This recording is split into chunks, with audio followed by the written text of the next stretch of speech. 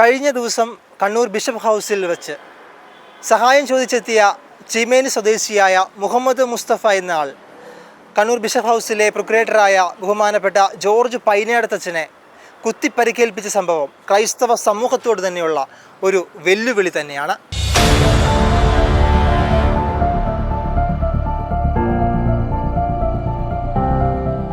ഇവിടെ വെച്ചാണ് അച്ഛനെ കുത്തിപ്പരിക്കേൽപ്പിച്ചത്. പ്രതി ദാരുണമായ രീതിയിൽ തന്നെ അച്ഛനെ കുത്തിപ്പരിക്കേൽപ്പിച്ച ഒരു സ്ഥലം ഇത് തന്നെയാണ്. എന്നുള്ള രീതിയിൽ കുനിഞ്ഞിട്ടാണ് പെട്ടെന്ന് കത്തിയെടുത്ത് വന്ന് അങ്ങനെ ഇരിക്കുകയായിരുന്നു, ഈ ചെയറിലെങ്ങനെ ഇരിക്കുകയായിരുന്നു. അപ്പോൾ കത്തിയെടുത്ത് കുത്തി. ഈ കേസുമായി ബന്ധപ്പെട്ട് ഞെട്ടിക്കുന്ന വെളിപ്പെടുത്തലുമായി ബഹുമാനപ്പെട്ട ജോർജ് അച്ഛൻ നമ്മോടൊപ്പം ചേരുകയാണ്.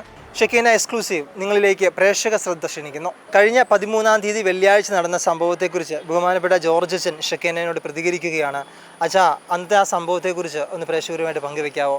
എത്ര മണിക്കാണ് പ്രതി അച്ഛനെ കാണാനെത്തിയത്? എങ്ങനെയായിരുന്നു ആ സംഭവം? അന്ന് രാവിലെ ഏകദേശം 8:15 മണിയോടുകൂടി അദ്ദേഹം ബിഷപ്സ് ഹൗസിൽ വന്നു. അപ്പോൾ അഭിമന്യ പിതാവിനെ കാണണമെന്ന് ആവശ്യപ്പെട്ടു. പിതാവ് ആ സമയത്ത് ഓഫീസിലെത്തിയിരുന്നില്ല. തലേന്നാൾ രാത്രി ഒരു ദീർഘയാത്ര കഴിഞ്ഞ് വെളുപ്പിനാണ് പിതാവ് എത്തിയത് എന്നുള്ളത് കൊണ്ട് തന്നെ ഓഫീസിൽ വരുവാൻ താമസിച്ചു. ഓഫീസിലെത്തി ഒരു 10 മണിയോടുകൂടി പിതാവിൻ്റെ മുറിയിലേക്ക് ഇദ്ദേഹത്തെ പറഞ്ഞു വിട്ടിരുന്നു. അപ്പോൾ അദ്ദേഹത്തിൻ്റെ സ്റ്റോറി പിതാവിനോട് പറഞ്ഞു. സാധാരണ സാമ്പത്തിക കാര്യങ്ങളും മറ്റു കാര്യങ്ങളും നോക്കുന്നത് പ്രൊക്യുറേറ്റർ എന്ന നിലയിൽ ഞാനായതുകൊണ്ട് പിതാവ് എൻ്റെ മുറിയിലേക്ക് അദ്ദേഹത്തെ പറഞ്ഞു വിട്ടു. അദ്ദേഹം വന്നു. അദ്ദേഹത്തിൻ്റെ ഒരു ദീർഘകഥയുണ്ട്, ആ കഥയൊക്കെ പറഞ്ഞു.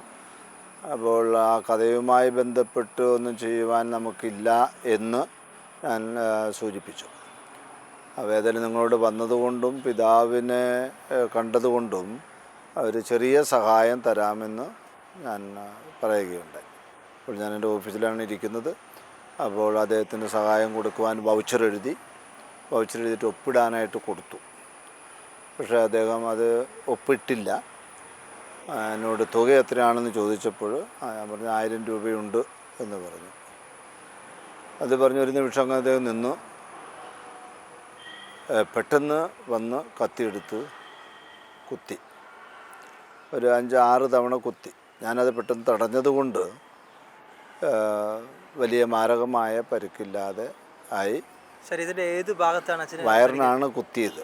അപ്പോൾ തടഞ്ഞപ്പോൾ വയറിനൊരു ചെറിയൊരു മുറിവ് മാത്രമേ കട്ടുണ്ടായുള്ളൂ. കൈക്കാണ് പിന്നെ കുറച്ചും കൂടി ഒരു വലിയെന്ന് പറഞ്ഞുകൊണ്ട് ഒരു മുറിവുണ്ടായത്. ഇതെല്ലാം നമ്മൾ പറ്റുന്ന രീതിയിൽ തടഞ്ഞതുകൊണ്ട് ഇടത്തെ കൈക്കും വലത്തെ കൈക്കും ഒക്കെ ചെറിയ പോറലുണ്ടായി. ഈ കത്തിയുടെ പാട്ടിൽ പല ഭാഗത്തും കുറച്ച് തൊലിയൊക്കെ പോയെന്നുണ്ട്. അയാളുടെ കത്തി വലുതായിരുന്നോ ചെറുതായിരുന്നോ? എങ്ങനെയായിരുന്നു? അതൊരു സാധാരണ വീട്ടിൽ ഉപയോഗിക്കുന്ന കറിക്കത്തിയാണ്. 10-12 ഇഞ്ച് വലിപ്പമുള്ള കറിക്കത്തിയാണ്. അദ്ദേഹം കത്തി ഊരിയപ്പോൾ കത്തി ഒരു കടലാസിൻ്റെ ഉറയിലായിരുന്നു. അത് ഊരി പോകുന്നില്ല. കടലാസ് അടക്കം ഇരുന്നു എന്നുള്ളത് കൊണ്ട് അത് ദൈവത്തിൻ്റെ പ്രത്യേക പരിരക്ഷയാണ്. എനിക്ക് മാരകമായ മുറിവേറ്റില്ല. പുതിയ കത്തിയാണ്, ഒരു ഷാർപ്പ് എഡ്ജുണ്ട്. പക്ഷെ എന്നാലും പിന്നെ മുറിവ് ഏൽക്കാതെ പോയത് ദൈവം നൽകിയ അല്ലെങ്കിൽ പരിശുദ്ധ അമ്മ നൽകിയ ഒരു പ്രത്യേക പരിരക്ഷ കൊണ്ടാണ് എന്ന് ഞാൻ വിശ്വസിക്കുകയാണ്. പോലീസുകാരുടെ ഭാഗത്തു നിന്ന് എന്തെങ്കിലും ഇതുമായിട്ട് ബന്ധപ്പെട്ട് അവർ അപ്പോൾ തന്നെ പോലീസിനെ അറിയിച്ചു. ഒരു 10 മിനിറ്റ് കൊണ്ട് പോലീസ് ഇവിടെ എത്തി ആളെ കൊണ്ടുപോയി. അപ്പോൾ കേസ് എടുക്കണ്ട എന്നാണ് ഞാൻ പറഞ്ഞത്. കാരണം അദ്ദേഹത്തിൻ്റെ പേരൊരു മുസ്ലിം പേരായതുകൊണ്ട് അത് ആവശ്യമില്ലാത്ത വലിയ ചർച്ചകൾക്ക് പോകുമെന്നുള്ളതിനാൽ തന്നെ കേസ് എടുക്കേണ്ടെന്ന് ഞാൻ പറഞ്ഞു പോലീസിനോട്. പോലീസ് പറഞ്ഞു അത് അങ്ങനെ ആയതുകൊണ്ട് തന്നെ കേസ് എടുത്തില്ലെങ്കിൽ അത് അതിനേക്കാൾ വലിയ ചർച്ചയാവും ഫാദറെ, അതുകൊണ്ട് കേസ് എടുക്കണം എന്ന് പറഞ്ഞു. അപ്പോൾ അവർ പറഞ്ഞത് പ്രകാരം തന്നെ ഞാൻ ആശുപത്രിയിൽ പോയി, ഗവൺമെൻറ് ആശുപത്രിയിൽ പോയി, കണ്ണൂർ ഗവൺമെൻറ് ഹോസ്പിറ്റലിൽ. അവിടെ തന്നെ ആ മനുഷ്യനെയും കൊണ്ടുപോയി ഫിസിക്കൽ ടെസ്റ്റ് നടത്തി. എൻ്റെ മുറിവുകൾ ഇഞ്ചക്ഷനൊക്കെ തന്ന് മരുന്നൊക്കെ വെച്ച് ഞാൻ അവിടുന്ന് അപ്പോൾ തന്നെ പോന്നു. പിന്നെ പോലീസ് ആവശ്യപ്പെട്ടത് പ്രകാരം പോലീസ് സ്റ്റേഷനിൽ പോയി പിന്നെ എൻ്റെ കംപ്ലയിൻറ്റ് കൊടുത്തു. അവർ FIR തയ്യാറാക്കി. പിന്നീട് വന്ന് അവർ സൈറ്റിൽ വന്ന് മഹസറും തയ്യാറാക്കി. അത് ഇപ്പോൾ കണ്ണൂർ സബ് ജയിലിൽ റിമാൻഡിലാണ്. 14 ദിവസത്തേക്ക് റിമാൻഡ് ചെയ്തു എന്നാണ് ഞാൻ അറിയുന്നത്. ഇനി പിന്നെ അതിൻ്റെ കേസുണ്ടാവും. അതൊരു ക്രിമിനൽ കേസാണല്ലോ. അപ്പോൾ എങ്ങനെയൊക്കെ സംഭവിക്കുമെന്ന് അറിയില്ല. ഈ മുഹമ്മദ് മുസ്തഫ എന്ന വ്യക്തി അച്ഛനെ ആസൂത്രിതമായി കുത്തി പരിക്കേൽപ്പിക്കാൻ വേണ്ടി തന്നെ ഇവിടെ എത്തിയതാണെന്ന് അച്ഛൻ തോന്നുന്നുണ്ടോ?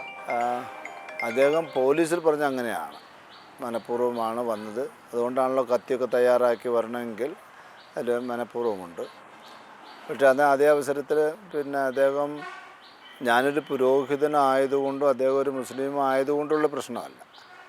അദ്ദേഹം 45 വയസ്സ് വരെ ഏകദേശം ക്രിസ്ത്യാനിയായിരുന്നു, കത്തോലിക്കനായിരുന്നു. അതിനുശേഷമാണ് മുസ്ലിമിലേക്ക് മാറിയത്. അദ്ദേഹം പറഞ്ഞ ആ പഴയ ഹിസ്റ്ററി എന്ന് പറഞ്ഞാൽ അദ്ദേഹം ക്രിസ്ത്യാനി ആയിരിക്കുമ്പോൾ ഏതോ ഒരു അച്ഛനായിട്ട് എന്തൊക്കെയോ ഒരു പ്രശ്നമുണ്ടായിരുന്നു, ഒരു ഇടവകയിലും പ്രശ്നങ്ങളുണ്ടായിരുന്നു. അതിന്നുവരെ പിന്നെ പൊറുക്കപ്പെട്ടിട്ടില്ല. അതിൻ്റെ ഒരു പ്രശ്നം അദ്ദേഹത്തിൻ്റെ ഉള്ളിലുണ്ട്. അത് അദ്ദേഹത്തെ ചെറിയൊരു മാനസിക രോഗി പോലെ ആക്കി. അല്ലാതെ ഞാനും അദ്ദേഹവുമായിട്ട് നേരിട്ട് വേറെ ഇടപാടുകളൊന്നുമില്ല. അപ്പോൾ അദ്ദേഹവുമായിട്ട് ഇഷ്യൂള്ള പുരോഹിതനെ എന്നിൽ കണ്ടു, എന്നെ കുത്തി, അത്രയേ ഉള്ളൂ അതിൽ കാര്യം. അന്ന് നടന്ന ആ കുത്തി പരിക്കേൽപ്പിച്ച അച്ഛൻ്റെ റൂം, അച്ഛൻ്റെ ഓഫീസ് നമുക്ക് കാണാൻ സാധിക്കുന്നതാണ്. അവിടെ വെച്ചാണ് അത് എങ്ങനെ സംഭവിച്ചു, എങ്ങനെയാണെന്ന് അച്ഛൻ നമ്മളോട് തന്നെ സംഭവ സ്ഥലത്ത് നിന്ന് തന്നെ നമ്മളോട് തന്നെ വെളിപ്പെടുത്തുന്നതായിരിക്കും. ജൂൺ 13-ാം തീയതി രാവിലെ സംഭവിച്ച ആ ഒരു സംഭവത്തെക്കുറിച്ച് നമ്മൾ ഇപ്പോൾ ആയിരിക്കുന്നത് ബഹുമാനപ്പെട്ട ജോർജ് അച്ഛൻ്റെ പ്രൊക്യുറേറ്റർ ജോർജ് അച്ഛൻ്റെ ഓഫീസിന് മുന്നിലാണ്. നമുക്ക് അച്ഛൻ ഉള്ളിലുണ്ട്. അച്ഛനോട് തന്നെ നമുക്ക് ചോദിച്ചറിയാം എന്താണ് അന്ന് സംഭവിച്ച കാര്യങ്ങളെക്കുറിച്ച്. ഇവിടെ വെച്ചാണ് അച്ഛനെ കുത്തി പരിക്കേൽപ്പിച്ചത്. പ്രതി ദാരുണമായ രീതിയിൽ തന്നെ അച്ഛനെ കുത്തി പരിക്കേൽപ്പിച്ച ഒരു സ്ഥലം ഇത് തന്നെയാണ്. എല്ലാ ചൊവ്വാഴ്ചകളിലും വെള്ളിയാഴ്ചകളിലും ഒത്തിരി പേർ അവരുടെ സാമ്പത്തികവും മറ്റു കാര്യങ്ങൾക്കുമായി ഇവിടെ വരും. അവർ വരുമ്പോൾ ഓരോരുത്തരുടെയും കാര്യങ്ങൾ നമ്മൾ ഇവിടെ നിന്ന് കേൾക്കും. അതുപോലെ ഈ പറഞ്ഞ മുഹമ്മദ് മുസ്തഫയും വന്നു. അദ്ദേഹം അവിടെ ഇരുന്നു, കാര്യങ്ങൾ പറഞ്ഞു കഴിഞ്ഞിട്ട് എൻ്റെ സമാപനത്തിൽ ഞാൻ പറഞ്ഞു, ഞങ്ങൾക്ക് തരാൻ പറ്റുന്നൊരു സഹായം തരാം, നിങ്ങൾ പറഞ്ഞ കാര്യവുമായി ബന്ധപ്പെട്ടൊന്നുമല്ല എന്ന് പറഞ്ഞ് ഞാൻ വൗച്ചർ എഴുതി ഒപ്പിടാനും കൊടുത്തു. അപ്പോൾ അദ്ദേഹം അവിടെ നിന്ന് ഒപ്പിട്ടില്ല. എഴുന്നേറ്റ് വൗച്ചറൊക്കെ നോക്കിയിട്ട് അദ്ദേഹം ഇവിടെ വന്ന് നിന്നപ്പോൾ ഞാൻ ഇവിടേക്ക് വൗച്ചർ വെച്ച് കൊടുത്തു ഒപ്പിടാനായിട്ട്. അത് ഒപ്പിടാൻ എന്നുള്ള രീതിയിൽ കുനിഞ്ഞിട്ടാണ് പെട്ടെന്ന് കത്തിയെടുത്ത് വന്ന് അങ്ങനെ ഇരിക്കുകയായിരുന്നു, ഈ ചെയറിലിങ്ങനെ ഇരിക്കുകയായിരുന്നു. അപ്പോൾ കത്തിയെടുത്ത് കുത്തി, 5-6 കുത്തി. കത്തിക്കാണ് കുത്തുന്നതെന്നും എനിക്ക് മനസ്സിലായില്ല. ആദ്യം കയ്യിലൊരു സാധനമുണ്ട്, കുത്തുന്നു. അപ്പോൾ ഞാൻ ഒച്ചയിട്ടു കൂടി ഉണ്ടായിരുന്ന വൈദികർ കൂടി വന്നു. അദ്ദേഹം അത്യാവശ്യം ശാരീരിക കരുത്തുള്ള മനുഷ്യനാണ്, എനിക്ക് ഒറ്റയ്ക്ക് കൈകാര്യം ചെയ്യാൻ പറ്റുമായിരുന്നുമില്ല. അപ്പോൾ അവർ വന്നു, ഞങ്ങൾ അദ്ദേഹത്തെ ഇവിടുന്ന് പിടിച്ചു. ഇദ്ദേഹം അവിടെ പോയി ഞങ്ങളെല്ലാം കൂടി ഉരുണ്ട് കെട്ടി വീണപ്പോഴാണ് അദ്ദേഹത്തെ ഒതുക്കാൻ പറ്റുള്ളൂ. അപ്പോഴാണ് അദ്ദേഹത്തിൻ്റെ കയ്യിലുണ്ടായിരുന്ന കത്തിയാണെന്ന് മനസ്സിലായത്. വാസ്തവത്തിൽ മറ്റെന്തോ സിറിഞ്ച് വെച്ചെന്തോ കുത്തിക്കയറ്റുകയാണെന്നായിരുന്നു ഞാൻ പ്രാഥമികമായിട്ട് കരുതിയത്. കാരണം കത്തി കാണുന്നില്ല, ഞാൻ ഇദ്ദേഹത്തെ നോക്കുന്നത് എന്താണ് കുത്തിക്കയറ്റെന്ന് നോക്കില്ല, എന്നിട്ട് തടയുകയാണ് ചെയ്തുകൊണ്ടിരുന്നത്. എന്നിട്ട് പിന്നെ അദ്ദേഹം പോലീസ് വരുന്നവർ അതേ കിടപ്പോടെ കിടന്നിട്ട് 10 മിനിറ്റ് അയാൾ അനങ്ങിയില്ല, അവിടെ തന്നെ കിടന്നു. അതാണ് ഉണ്ടായത്. പിന്നെ പോലീസ് വന്ന് എഴുന്നേൽപ്പിച്ച് കൊണ്ടുപോവുകയുണ്ട്. അപ്പം അതിനു മുൻപ് അദ്ദേഹത്തിന് ഞാൻ കാപ്പിയൊക്കെ ഓഫർ ചെയ്തതാണ്. അദ്ദേഹം ദൂരെ നിന്ന് വന്നതല്ലേ. അപ്പോൾ ഇവിടെ പിതാവിൻ്റെ സാധാരണ ഒരു ഇൻസ്ട്രക്ഷൻ ഉണ്ട്, ആരെങ്കിലും വന്നു കഴിഞ്ഞാൽ നമുക്ക് പറ്റുമെങ്കിൽ ഒരു ഗ്ലാസ് വെള്ളമൊക്കെ കൊടുത്ത് വിടാമെന്നുള്ളത്. അത് കണക്കാക്കി അത് ചോദിച്ചപ്പോൾ എനിക്ക് കാപ്പിയൊന്നും വേണ്ട, എനിക്ക് വെള്ളം മതി എന്ന് പറഞ്ഞ് വെള്ളവും കൊടുത്തു. ഇരുന്ന് സംസാരിച്ചു. എന്നിട്ട് ഞാൻ പറഞ്ഞു ഇതൊക്കെ മറന്നു കളയേണ്ട സമയമായി എന്നൊക്കെ പറഞ്ഞതാണ്. പോലീസ് സ്റ്റേഷനിൽ പോയപ്പോൾ അവർ ആദ്യം പ്രഥമ വിവര റിപ്പോർട്ട് FIR തയ്യാറാക്കി പിന്നെ അതിൽ എന്താണ് സംഭവിച്ചെന്നൊക്കെ എഴുതി. പിന്നെ അതിൻ്റെ സംഭവിച്ച കാര്യങ്ങളൊക്കെ ഞാൻ ഒന്നിന് പുറകെ ഒന്നായി കൃത്യമായിട്ട് പറഞ്ഞു കൊടുത്തു.